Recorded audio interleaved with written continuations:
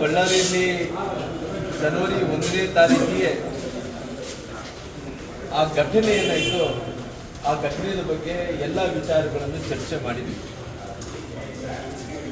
ಜನವರಿ 1ನೇ ತಾರೀಕಿಗೆ ಸಂಜೆ ಆ ಘಟನೆ ಆದ ನಂತರ ಆ ಘಟನೆಯಲ್ಲಿ ಒಬ್ಬ ಅಮಾಯಕ ಡೆತ್ ಆದ. ಆ ಡೆತ್ ಆದಂಥ ವಿಚಾರವನ್ನು ಹಿಡ್ಕೊಂಡು ಮೊದಲನೇದಾಗಿ ನಮ್ಮ ಅಧ್ಯಕ್ಷರಾದಂಥ ವಿಜೇಂದ್ರ ಅವರು ಅಲ್ಲಿ ಬಳ್ಳಾರಿಗೆ ಭೇಟಿಯನ್ನು ಕೊಟ್ಟು ನಮ್ಮ ಕಾರ್ಯಕರ್ತರಿಗೆ ಮತ್ತು ನಮಗೆ ಶಕ್ತಿಯನ್ನು ತುಂಬುವಂಥ ಕೆಲಸ ನಮ್ಮ ಅಧ್ಯಕ್ಷರಾದಂಥ ವಿಜೇಂದ್ರ ಅವರು ಮಾಡಿದ್ದಾರೆ. ಮರುದಿನ ಕೇಂದ್ರದ ಮಂತ್ರಿಗಳಾದಂಥ ಸೋಮಣ್ಣನವರು, ನಂತರ ವಿರೋಧ ಪಕ್ಷದ ನಾಯಕರಾದಂಥ ಸನ್ಮಾನ್ಯ ಅಶೋಕ್ ಅಣ್ಣನವರು, ವಿಧಾನ ಪರಿಷತ್ತಿನ ವಿರೋಧ ಪಕ್ಷದ ನಾಯಕರಾದಂಥ ಚಲವಾದಿ ನಾರಾಯಣಸ್ವಾಮಿ ಅವರು ಅನೇಕರು ಕೂಡ ಬಂದು ಆ ಗಲಭೆ ಬಗ್ಗೆ ಖಂಡಿಸಿ ಇವತ್ತು ಎಲ್ಲರೂ ಕೂಡ ನಮ್ಮ ಕಾರ್ಯಕರ್ತರಿಗೆ ಇವತ್ತು ಶಕ್ತಿಯನ್ನು ತುಂಬುವಂಥ ಕೆಲಸ, ಧೈರ್ಯವನ್ನು ಹೇಳುವಂಥ ಕೆಲಸ, ನಿಮ್ಮ ಜೊತೆಲಿ ನಾವಿದ್ದೀವಿ ಅನ್ನೋಂಥ ಒಂದು ಗಟ್ಟಿಯಾದಂಥ ಸಂದೇಶವನ್ನು ನಮ್ಮ ಅಧ್ಯಕ್ಷರು ಆದಿ ಹಿಡ್ಕೊಂಡು ಎಲ್ಲರೂ ಕೂಡ ಮಾಡುವಂಥ ಕೆಲಸ ಮಾಡಿದ್ದಾರೆ. ಇವತ್ತು ಇತಿಹಾಸ ಅನ್ನೋಂಥದ್ದು ಯಾವತ್ತೂ ಕೂಡ ಅದು ಯಾರು ಕೂಡ ಮರಿಮಾಚಲಿಕ್ಕೆ ಸಾಧ್ಯ ಇಲ್ಲ. ಯಾಕಂದ್ರೆ ಇತಿಹಾಸ ಅನ್ನೋಂಥದ್ದು ಇವತ್ತು ಮರಳು ಕಳಿಸುತ್ತೆ ಅನ್ನೋದಕ್ಕೆ ಇದಕ್ಕಿಂತ ನಿದರ್ಶನ ಯಾವುದಿಲ್ಲ ಅಂತೇಳಿ ತಿಳ್ಕೊಂಡಿದ್ದೀನಿ. ಯಾಕಂದ್ರೆ ನಾನು ಸನ್ಮಾನ್ಯ ಈ ರಾಜ್ಯದ ಮುಖ್ಯಮಂತ್ರಿಗಳು ಅವತ್ತು ಮುಖ್ಯಮಂತ್ರಿಗಳು ಆಗ್ಲಾರ್ದಂಥ ಸಂದರ್ಭದಲ್ಲಿ ವಿರೋಧ ಪಕ್ಷದ ನಾಯಕರಾಗಿದ್ದರು. ಅವತ್ತು ಸನ್ಮಾನ್ಯ ಯಡಿಯೂರಪ್ಪರು ಕೂಡ ಮುಖ್ಯಮಂತ್ರಿ ಆಗಿದ್ದರು. ಅವತ್ತು ನಾನು ಕೂಡ ವಿಧಾನಸೌಧದಲ್ಲಿದ್ದೆ.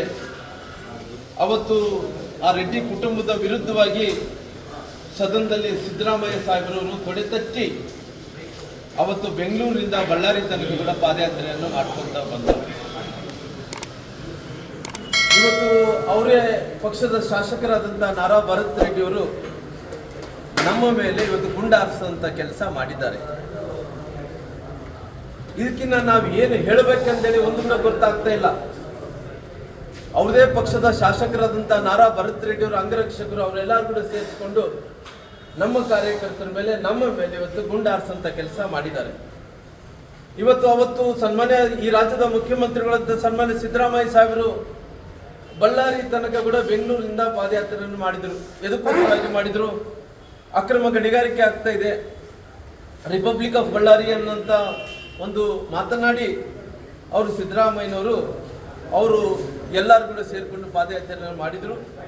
ಇವತ್ತು ಅವರು ಪಕ್ಷದ ಶಾಸಕರಾದಂಥ ನಾರಾ ಭರತ್ ರೆಡ್ಡಿಯವರ ದುರ್ವರ್ತನೆಯಿಂದ ಇದ್ರ ಬಗ್ಗೆ ಯಾಕೆ ಸಹಕಾರವನ್ನು ಕೊಡ್ತಾ ಇದ್ದಾರೆ ಅನ್ನೋಂಥ ವಿಚಾರವನ್ನು ಕೂಡ ಅವ್ರು ಹೇಳಬೇಕಾಗಿದೆ. ಯಾಕಂದ್ರೆ ಇವತ್ತು ಈ ಪ್ರಕರಣ ಅನ್ನೋಂಥದ್ದು ಅಂಥದ್ದಿಂಥದ್ದು ಪ್ರಕರಣ ಅಲ್ಲ. ಅವರು ಶಾಸಕರಾದಂಥ ನಾರಾ ಭರತ್ ರೆಡ್ಡಿಯವರ ಮೇಲೆ 302 ಆಗಬೇಕಾಗಿತ್ತು. 302 ಅಂದ್ರಿಗಿನ ಮರ್ಡರ್ ಕೇಸಲ್ಲಿ ಅವರು ಸಿಗಾಕೋಬೇಕಾಗಿತ್ತು.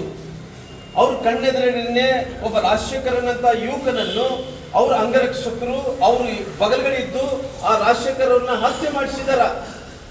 ಆದರೆ ಇವತ್ತು ಸರ್ಕಾರ ಇವತ್ತು ಅವ್ರನ್ನ ಉಳಿಸ್ಬೇಕು, ಅವ್ರನ್ನ 307 ಸೆಕ್ಷನ್ ಹಾಕಿ ಇವತ್ತು ಅವರು 307 ಕೇಸನ್ನು ಕೂಡ ದಾಖಲೆ ಮಾಡಿದ್ದಾರೆ.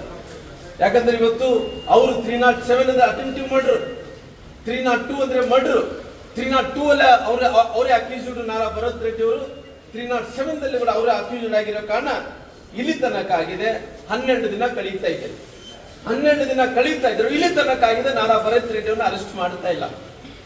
ಯಾಕೋಸ್ಕರವಾಗಿ 12 ದಿನಗಳ ಕಾಲ ತಾವು ಅರೆಸ್ಟ್ ಮಾಡ್ಲಿಕ್ಕೆ ಆಗ್ತಾ ಇಲ್ಲ? ಇವಾಗ ಎದಕ್ಕೋಸ್ಕರವಾಗಿ ಬಂಧನ ಮಾಡಿಲ್ಲ ಅನ್ನೋಂಥ ಪ್ರಶ್ನೆಗೆ ನೀವು ಉತ್ತರವನ್ನು ಕೊಡಬೇಕಾಗಿದೆ. ಆದರೆ ಇವತ್ತು ನಿಮ್ಮ ಪಕ್ಷದ ಶಾಸಕರಾದಂಥ ನಾರಾ ಭರತ್ ರೆಡ್ಡಿ ಅವ್ರನ್ನ ಇವತ್ತು ರಕ್ಷಣೆ ಮಾಡಬೇಕು ಅನ್ನೋಂಥ ಕಾರಣದಿಂದ ಇಲ್ಲಿ ತನಕ ಕೂಡ ಯಾವುದೇ ಹೋರಾಟವನ್ನು ಇವತ್ತು ಇಲ್ಲಿ ತನಕ ಕೂಡ ನೀವು ಅರೆಸ್ಟ್ ಮಾಡೋಂಥ ಕೆಲಸ ಆಗಲಿಲ್ಲ. ಇವತ್ತು ನಾನು ಸುಮ್ಮನೆ ನಿಮ್ಮ ಮೇಲೆ ಆರೋಪಣೆ ಮಾಡ್ತಾ ಇಲ್ಲ. ಇವತ್ತು ಶಾಸಕರಾದಂಥವ್ರು ಹಿಂಗೆ ಇರಬೇಕು ಅನ್ನೋಂಥದ್ದು ನಿಮಗೆ ಜ್ಞಾನ ಇಲ್ಲಾರ್ದಂಥ ಒಬ್ಬ ಶಾಸಕನ ಹಿಡ್ಕೊಂಡು ಇವತ್ತು ನೀವೆಲ್ಲರೂ ಕೂಡ ಮಾತಾಡೋದು ನೀತಿ ಮಾತುಗಳು. ನಿಮ್ಮ ಶಾಸಕರೆಲ್ಲರೂ ಕೂಡ ಗುಂಡಾಗಿರಿ ಮಾಡಿಕೊಂಡು ಗನ್ನುಗಳಲ್ಲಿ ಹಿಡ್ಕೊಂಡು ಯಾರ ಮನೆ ಬೇಕಾದವ್ರು ನುಗ್ಗೋದು, ದಾಳಿ ಮಾಡೋದು, ಯಾರು ಬೇಕಾದ್ರೂ ಕೊಂದಾಕಿದಂತ ಶಾಸಕರನ್ನ ಉಳಿಸುವಂತ ಕೆಲಸ ನಿಮ್ಮ ಸರ್ಕಾರ ಮಾಡ್ತಾ ಇದೆ.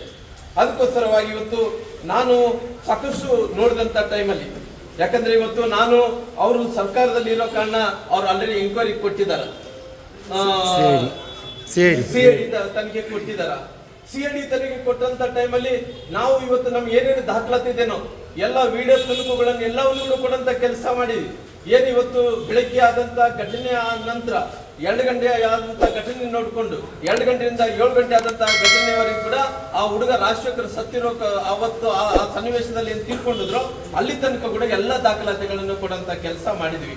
ನಾನು ಮುಖ್ಯಮಂತ್ರಿಗಳಿಗೆ ನಾನು ಕೇಳ್ತೀನಿ, ಮುಖ್ಯಮಂತ್ರಿಗಳೇ ಇವತ್ತು ತಾವು ಬೆಂಗಳೂರು ಜಿಂದಾಲ್ ವಿಮಾನ ನಿಲ್ದಾಣಕ್ಕೆ ಬಂದ್ರಿ, ಬಳ್ಳಾರಿ ವಿಜಯನಗರ ಜಿಲ್ಲೆಯಲ್ಲಿ ಜಿಂದಾಲ್ ವಿಮಾನ ನಿಲ್ದಾಣಕ್ಕೆ ಬಂದಂತ ಟೈಮಲ್ಲಿ ಆರೋಪಿಯಾದಂತ ನಾರಾ ಭರತ್ ರೆಡ್ಡಿ ಅವ್ರ ಜೊತೆ ಮಾತಾಡಿ ಹೋದ ನಂತರ ಇವತ್ತು ಯಾವುದನ್ನ ಈ ವಿಚಾರವನ್ನು ತಿಳ್ಕೊಂಡು ಹೋದ್ರಿ.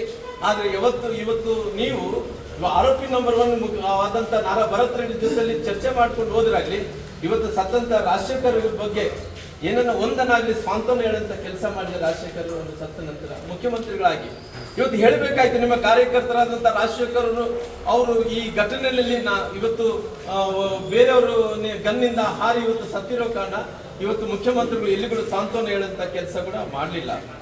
ಇವತ್ತು ಪರಿಸ್ಥಿತಿ ನೋಡ್ತಾ ಇದ್ರಿಗಿನ ಇವತ್ತು ನಾರಾ ಭರತ್ ರೆಡ್ಡಿ ಅವರು ಸಾಕಷ್ಟು ವಿಚಾರಗಳನ್ನ ನಾನು ನೋಡಿದಂತ ಟೈಮಲ್ಲಿ ಅವ್ರ ಮನೆಯನ್ನು ಸುಡ್ತೀನಿ, ಬಳ್ಳಾರಿಯನ್ನು ಭಸ್ಮ ಮಾಡ್ತೀನಿ, ನಾನು ಮನಸ್ಸು ಮಾಡಿದ್ರೆ ಅವ್ರು ಉಳಿಸ್ತಾ ಇದ್ದಿಲ್ಲ, ಎಲ್ಲ ಹೇಳಿಕೆಗಳನ್ನು ಕೊಟ್ಟು ಕೂಡ ಅವ್ರನ್ನ ರಕ್ಷಣೆ ಮಾಡೋಂಥ ಕೆಲಸ ತಾವು ಮಾಡ್ತಿದ್ರಿ. ಅದಕ್ಕೋಸ್ಕರವಾಗಿ ಇಷ್ಟೊಂದು ಇವತ್ತು ವಾತಾವರಣ ಇವತ್ತು ಕಲ್ಯಾಣ ಕರ್ನಾಟಕದ ಭಾಗದಲ್ಲಿ ಇವತ್ತು ಜನರೆಲ್ಲರೂ ಕೂಡ ರೋಸಿತ್ತಿದ್ದಾರೆ, ಬಹಳಷ್ಟು ನೋವನ್ನು ಪಡಿತಾ ಇದ್ದಾರೆ. ಇವರು ಶಾಸಕರಾದಂಥವ್ರು ಹೆಂಗೆ ನಡ್ಕೋಬೇಕನ್ನಂತ ವಿಚಾರವನ್ನು ಕೂಡ ಯಾರಿಗೂ ಕೂಡ ಅವ್ರಿಗೆ ನಡವಳಿಕೆಯನ್ನು ಗೊತ್ತಾಗ್ತಾ ಇಲ್ಲ ಅನ್ನೋಂಥ ವಿಚಾರವನ್ನು ಹಿಡ್ಕೊಂಡು ಅನೇಕ ನಾನು ನಮ್ಮ ನಾಯಕರಾದಂಥ ನಮ್ಮ ರಾಜ್ಯಾಧ್ಯಕ್ಷರಾದ ವಿಜೇಂದ್ರ ಅವ್ರ ಜೊತೆಲಿ ಕೂಡ ಸಾಕಷ್ಟು ಚರ್ಚೆಯನ್ನು ಮಾಡಿದ್ದೀನಿ, ಯಡಿಯೂರಪ್ಪ ಸಾಹೇಬ್ರ ಜೊತೆಲಿ ಕೂಡ ಸಾಕಷ್ಟು ಚರ್ಚೆ ಮಾಡಿದ್ದೀನಿ. ಕೇಂದ್ರದ ಮಂತ್ರಿಗಳಂತ ಪ್ರಹ್ಲಾದ್ ಜೋಶಿ ಅವರು ನಮ್ಮ ನಾಯಕರು ಎಲ್ಲರ ಜೊತೆಲಿ ಮಾತಾಡಿದಂತ ಸಂದರ್ಭದಲ್ಲಿ ಆ ಸಮಾವೇಶದ ಬಗ್ಗೆ ನಾನು ಚರ್ಚೆಯನ್ನು ಕೂಡ ಮಾಡಿದ್ದೀನಿ. ಸಮಾವೇಶ ಮಾಡೋಣ ಅನ್ನೋಂಥ ವಿಚಾರ ಬಂದಂತ ಟೈಮಲ್ಲಿ ನಮ್ಮೆಲ್ಲ ಉಸ್ತುವಾರಿಗಳು ಹಿರಿಯರೆಲ್ಲರೂ ಕೂಡ ಹೆಂಗ್ ಮಾಡಬೇಕು ಏನ್ ಮಾಡ್ಬೇಕನ್ನಂತ ವಿಚಾರವನ್ನು ಕೂಡ ಆಲ್ರೆಡಿ ಅವರೆಲ್ಲ ವಿಚಾರಗಳೆಲ್ಲ ಪ್ಲಾನ್ ಅನ್ನು ಮಾಡ್ಕೊಳ್ತಾ ಇದ್ದಾರೆ. ಅದಕ್ಕೋಸ್ಕರವಾಗಿ ಈ ವಿಷಯದ ಬಗ್ಗೆ ಇವತ್ತು ನಾರಾ ಭರತ್ ರೆಡ್ಡಿ ಅವ್ರನ್ನ ಇವತ್ತು ಹತ್ತತ್ರ ನಾವು 11 ದಿನ ಆಗ್ತಾ ಇದ್ರು ಕೂಡ 12 ದಿನ ಆಗ್ತಾ ಇದ್ರು ಇಲ್ಲಿ ತನಕ ಕೂಡ ಅರೆಸ್ಟ್ ಮಾಡಿಲ್ಲ. ಅವ್ರು ಶೀಘ್ರದಲ್ಲೇ ಅರೆಸ್ಟ್ ಮಾಡೋಂಥ ಕೆಲಸ ಆಗ್ಬೇಕು ಅನ್ನೋಂಥ ಒತ್ತಾಯವನ್ನು ಕೂಡ ಮಾಡ್ತೀನಿ. ಸರ್, ನೀವು ಬಹಳ ಪ್ರಮುಖವಾಗಿ ಪಾದಯಾತ್ರೆ ಬಗ್ಗೆ ಹೇಳಿದ್ದೀರಿ. ನೋಡ್ರಿ, ಇಲ್ಲಿ ತನಕ ಆಗಿದೆ, ಪಕ್ಷ ನಮಗೆ ಪಾದಯಾತ್ರೆ ಮಾಡೋ ಸಲುವಾಗಿ ನಮಗೆ ಪರ್ಮಿಷನ್ ಅನ್ನು ಕೊಟ್ಟಿಲ್ಲ. ನಮ್ಮ ಅಧ್ಯಕ್ಷರ ಹತ್ರ ನಾವು ವಿನಂತಿಯನ್ನು ಮಾಡ್ಕೊಂಡಿದ್ವಿ. ನಮ್ಮ ಅಧ್ಯಕ್ಷರು ಹೇಳಿದಾರ, ನಾನು ಎಲ್ಲ ವಿಚಾರವನ್ನು ಮಾತಾಡಿಕೊಂಡು ನಿಮಗೆ ತಿಳಿಸುವಂತ ಕೆಲಸ ಮಾಡ್ತೀನಿ ಅಂತ ಹೇಳಿದಾರೆ. ನಮ್ಮ ಪಾರ್ಟಿ ಇವತ್ತು 17ನೇ ತಾರೀಕಿಗೆ ಸಮಾವೇಶ ಮಾಡೋಕೆ ಅವಕಾಶ ಮಾಡಿಕೊಟ್ಟಿದೆ.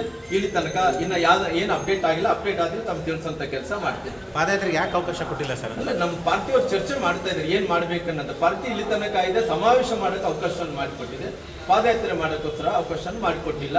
ಏನಿನ್ನ ಅಪ್ಡೇಟ್ ಇದೆ, ನಿನ್ನ ಸಮಯ ಇರೋ ಕಾರಣ 17ನೇ ತಾರೀಕು ಇವತ್ತಿನ ಸಮಯ ಇರೋ ಕಾರಣ ಇನ್ನು ನಾಳೆ ನಾಡ್ದ ಅಪ್ಡೇಟ್ ಏನು ಬರುತ್ತೆ ಅದು ತಿಳಿಸುವಂತ ಕೆಲಸ ಮಾಡ್ತೀವಿ. ಅದ್ರ ಬಗ್ಗೆ ಸಿದ್ಧತೆ ಆಗ್ತಿದೆ ಸರ್. ಏನಾದ್ರು ಮೊನ್ನೆ ಜನಾರ್ದನ್ ರೆಡ್ಡಿ ಅವರು ಕೂಡ ಹೇಳಿದ್ರು ಪಾದಯಾತ್ರೆ ಮಾಡಬೇಕು ಅಂತ. ಅಲ್ಲ, ಮಾಡ್ಬೇಕನ್ನೋಂಥದ್ದು ಎಲ್ಲರೂ ಒತ್ತಾಯ ಇದ್ದಂತ ಟೈಮಲ್ಲಿ ಕೂಡ ಪಾರ್ಟಿ ನಿರ್ಧಾರ ತಗೋಬೇಕಾಗುತ್ತಲ್ಲ. ಪಾರ್ಟಿ ಏನು ತೀರ್ಮಾನ ತಗೊಂಡು ಅದಕ್ಕೆ ತೀರ್ಮಾನ ತಕ್ಕಂಗೆ ನಾವೆಲ್ಲರೂ ಕೂಡ ಕೆಲಸವನ್ನು ಮಾಡುವಂತ ಕೆಲಸ ಮಾಡ್ತೀವಿ. ಚರ್ಚೆ ನಡೀತಾ ಇದೆ. ಅಲ್ಲ, ನಿಮ್ಮಲ್ಲೇ ಪಾದಯಾತ್ರೆ ಬಗ್ಗೆ ಗೊಂದಲ ಇದೆ ಅಂತ ಸರ್, ರೆಡ್ಡಿ ಅವರು ಮತ್ತೆ ನಿಮ್ಮ ನಡುವೆ ಗೊಂದಲ ಇದೆ? ನಮ್ಮ ಪಾರ್ಟಿಯಲ್ಲಿ ಇವತ್ತು ಯಾವುದೇ ಗೊಂದಲ ಇಲ್ಲ. ಕ್ಲಿಯರ್ ಆಗಿ ನಾವೆಲ್ಲರೂ ಕೂಡ ಆ ಭಾಗದಲ್ಲಿದ್ದಂತ ನಾಯಕರೆಲ್ಲರೂ ಕೂಡ ಪಾದಯಾತ್ರೆ ಮಾಡ್ಬೇಕಂತ ಹೇಳಿ ತೀರ್ಮಾನವನ್ನು ತಗೊಂಡಿದ್ದಾರೆ.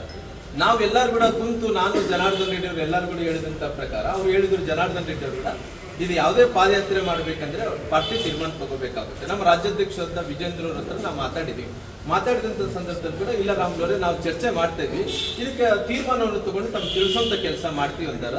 ಅದಕ್ಕೋಸ್ಕರವಾಗಿ ಇನ್ನ ಚರ್ಚೆಯಲ್ಲಿದೆ. ಮುಂದಕ್ಕೆ ಏನು ಪಾರ್ಟಿ ನಮ್ಮ ಅಧ್ಯಕ್ಷರು ನಮ್ಮ ನಾಯಕರೆಲ್ಲರೂ ಏನು ತೀರ್ಮಾನ ತಗೋತಾರೆ ಅದ್ರ ಪ್ರಕಾರ ನಾವು ನಡ್ಕೊಂಡು ಹೋಗ್ತೀವಿ. ಲೇಟೆಸ್ಟ್ ಹಾಗೂ ಇಂಟ್ರೆಸ್ಟಿಂಗ್ ಸುದ್ದಿಗಳಿಗಾಗಿ ಬಾಸ್ ಟಿವಿ ಕನ್ನಡ ಚಾನೆಲ್ನ ಸಬ್ಸ್ಕ್ರೈಬ್ ಮಾಡಿ, ಹಾಗೆಯೇ ಬೆಲ್ ಐಕಾನ್ ಪ್ರೆಸ್ ಮಾಡಿ. ಇದರ ಜೊತೆಗೆ ಫೇಸ್ಬುಕ್, ಇನ್ಸ್ಟಾಗ್ರಾಮ್, ಎಕ್ಸ್ ನಲ್ಲೂ ಮಿಸ್ ಮಾಡದೆ ಫಾಲೋ ಮಾಡಿ.